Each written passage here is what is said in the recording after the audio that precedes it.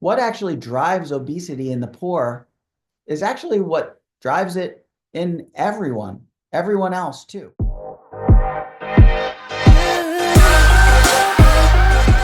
Hey everybody, Dr. Mark Shankman back with you for the Obesity Project. Today, episode 10, we're talking about being trapped in the cycle of poverty, processed carbs, and weight gain. So you may be asking yourself, why do low-income communities struggle the most with obesity? It's not about willpower. It's not about being lazy. It's about food accessibility, about affordability, and how our bodies respond to what we eat. So this all originated, and we have to look at kind of what happened before and after 1977. So as I mentioned in a couple previous videos, in 1977, the U.S. dietary guidelines were pushed out by the U.S. government. And before 1977, obesity was pretty rare. The U.S. obesity rate at that point was under 15%, now well over 42%, and in some states, even higher. So you have to ask yourself, what actually happened? What changed the obesity rates? And in 77, when the dietary guidelines were pushed, they were pushing a low-fat, high-carb diet. It was expected that you should get about 60 to 70% of your calories from high carbohydrates, high refined carbohydrates, and fat was demonized. Carbs were pushed, especially those refined carbs, as I mentioned, and they became the base of the food pyramid. So they wanted you to eat those highly refined carbs, things like breakfast cereal and instant oatmeal and things like bread and pasta and all of these refined carbs that really spike the insulin and just drive blood sugar really high, really fast. So there was also a big push for snacked foods and processed grains, which flooded grocery stores at the time. And so what we saw after 77 was obesity rates absolutely skyrocketed, especially in lower income areas. Now, what's interesting is I want to talk about the picture behind me. This is all what happened in the US. But when you look at what happened to this guy is what poverty looks like in the rest of the world. Yet this guy looks like what poverty looks like in the U.S. and in many of the Western, developed countries. So we have to say to ourselves, why is it different around the globe, and why is it even different here in the U.S.? Why is it different state by state? So some states actually have double the obesity rates of others, and so you have to ask yourself why. Some of the states that have the absolute highest rates of obesity are the southern states, followed closely by the Midwestern states. But if we look at states like Mississippi, West Virginia, Kentucky, Alabama, Louisiana, these states have absolutely the highest obesity rates. And it's actually no big surprise that these are also some of the most poor states in the United States. So coastal and wealthier states like California, Colorado, Hawaii, the Northeast, all have much lower rates of obesity. So you have to say, well, what's going on here? Why is socioeconomic status making that much of a difference? And it comes down to several key factors, things like access to healthy food, income levels, and cultural diet habits. These all, play a huge role. So poverty and obesity absolutely go hand in hand.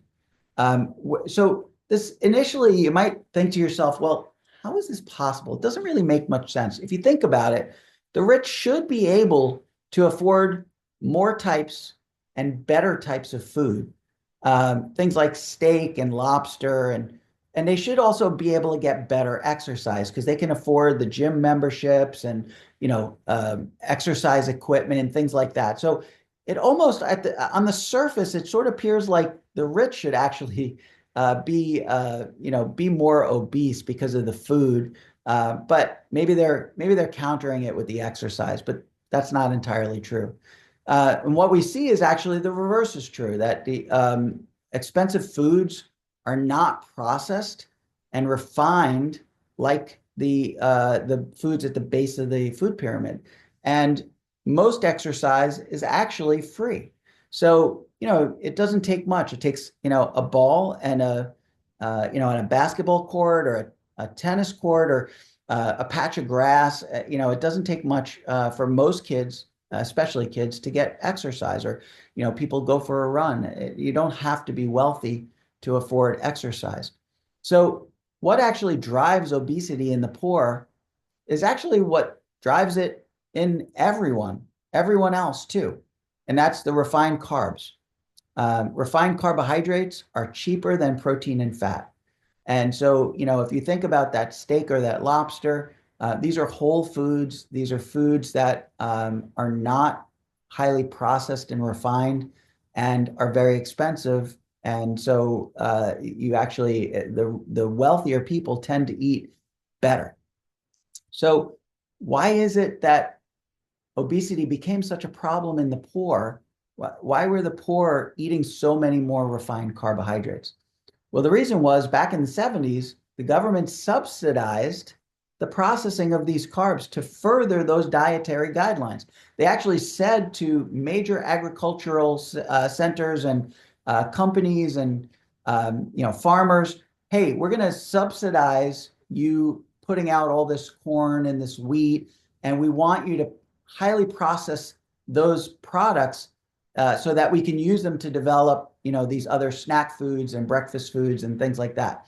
So, wheat was highly subsidized to be able to make flour. Corn was highly subsidized to make high fructose corn syrup and, lots of snack foods that are corn-based. So the government actually used our own tax dollars to subsidize these refined carbohydrates so that obesity is effectively the result of governmental policy.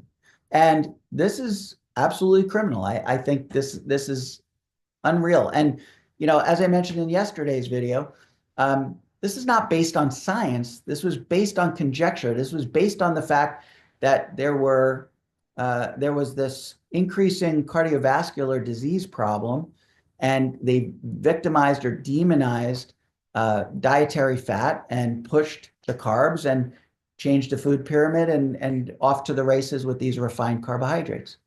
Some other factors that kind of weigh in low-income areas, there's more fast food, fewer grocery stores. So of course, fast food and if there are less grocery stores, you're going to have more convenience stores, which tend to pack high fat, refined processed foods and snack foods and all the trash that actually contributes to the increase in obesity. And in low-income areas, there are also these things called food deserts, which basically means that there's not, as many grocery stores as I just mentioned, and good, healthy, whole foods are really hard to come by. So cheap, ultra-processed and insulin-spiking carbs are what are available in these low-income areas. And so people of low socioeconomic status also have less access to healthcare, to nutritional education, and exercise opportunities. So let's talk a little bit about how highly refined carbs keep us trapped. So first, cheap foods equals ultra-processed carbs. And healthier foods, as I mentioned, are actually pretty expensive. Eating whole foods is actually much more expensive than getting this junk food, which is really highly refined and processed so that it's dirt cheap. And so think about this, like compare the dollar menu at a fast food restaurant versus fresh produce. What's actually more affordable? Clearly the dollar menu. You can get an entire meal for $3 or $4 where you might only be able to buy one piece of fruit for that same amount of money.